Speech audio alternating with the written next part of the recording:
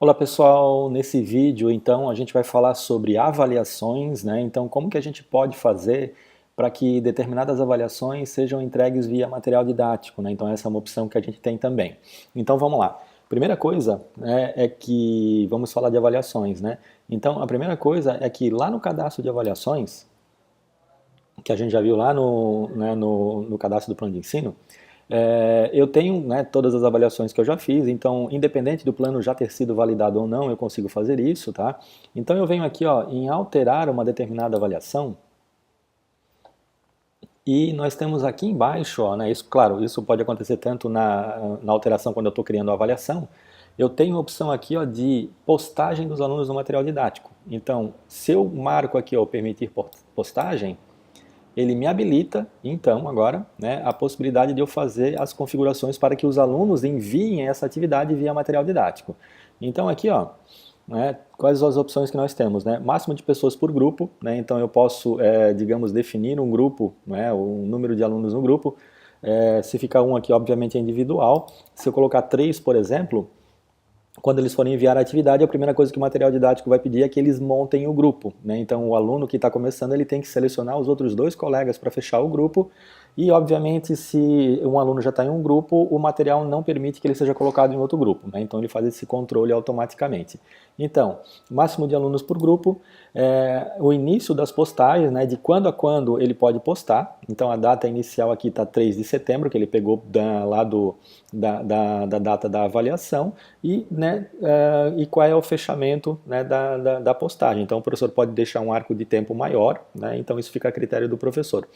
Permitir o envio em atraso, ou seja, se eu permito que após o dia 3 de setembro os alunos enviem, né, digamos, esse trabalho de forma atrasada. Se eu permitir, né, o que vai acontecer? Lá no material didático, depois que o aluno que enviar fora do prazo, o material didático deixa sinalizado que foi enviado em atraso. Então essa é uma opção, né, que o professor tem, mas se o professor não quiser usar, basta não marcar. E aqui um breve texto explicativo sobre, né, a avaliação que a gente está fazendo. Uma vez que eu configurei aqui, né, eu clico simplesmente em salvar e a minha avaliação, então, ela está cadastrada. Como é que o aluno visualiza isso? Né? Lá na visão do aluno, ele vai ter uma opção para enviar, e se eu for aqui, então, no material da disciplina, e for aqui em avaliações recebidas, ó, a gente vai ver agora que nós temos, então, uma avaliação, que é a cultura da convergência, né? Que nenhum aluno enviou ainda, né? Então, à medida que os alunos forem enviando as avaliações, elas vão aparecendo aqui para mim e basta eu clicar para efetuar a correção delas e ter acesso, né, a esse material. Da mesma forma, vocês estão vendo aqui, ó, que nós temos uma opção de exercícios, né? Então, qual é que é a diferença? A avaliação, ela está diretamente ligada àquelas avaliações que nós cadastramos no plano de ensino. Agora, efetivamente, né, no dia a dia, às vezes a gente pensa em exercícios, né, que ao invés do aluno me entregar aquele exercício impresso ao final da aula, eu posso pedir que ele me envie pelo material didático. E aquele exercício, ele pode valer uma determinada nota, mas não, né, digamos, uma avaliação no plano de ensino. Ele pode ser um exercício que, junto com outras atividades, vai compor uma determinada nota. Então, eu tenho essa opção, né? Então a gente volta aqui, ó, no nosso diário online, e lá embaixo, né, nós temos abaixo, na verdade, do cadastro de avaliações, nós temos o cadastro de exercícios. Então eu venho aqui em exercícios, né, adiciono um novo exercício, por exemplo, né, eu dou uma descrição, né, vou chamar de atividade, vou pegar uma atividade que eu tinha aqui, eu seleciono um instrumento, marco em qual, né, unidade do plano de ensino ela se refere, tá?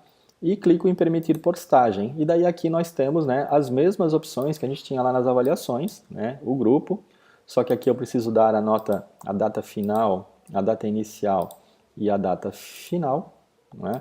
Tenho a mesma opção aqui do texto explicativo, tenho a opção do envio em atraso e confirmo, né? Então, criei um exercício. Se eu voltar lá novamente no material da disciplina, a gente vai ver agora que Além da avaliação, a gente tem um exercício disponível aqui, né? Então, quer dizer, são duas opções diferentes que a gente tem de usar o material didático para o envio, né, de avaliações e também de exercícios, tá? Então, são duas opções que são bem usadas. E para fechar, então, a parte aqui do material didático, a gente tem aqui, né, o envio de mensagens, né? Então, o que que é essa opção? Se a gente clicar aqui, te é remetido para essa página aqui, ó, onde a gente tem a direção, né, da escola, coordenação do curso, né, as secretárias, o professor e os alunos, né? Então, eu como professor, eu posso selecionar aqui para enviar um e-mail aos meus alunos, né, para enviar uma mensagem. Então, selecionei os alunos, clico em enviar mensagem. Né? Assunto, descrição, poderia anexar um arquivo. Né? Então, o que acontece aqui? O aluno recebe um e-mail no e-mail que ele tem cadastrado nos sistemas da Univale. Essa mensagem que eu enviei, ela não fica registrada aqui dentro, isso é muito importante, né? Automaticamente, eu como professor recebo uma cópia dessa mensagem, mas ela não fica registrada aqui no material didático.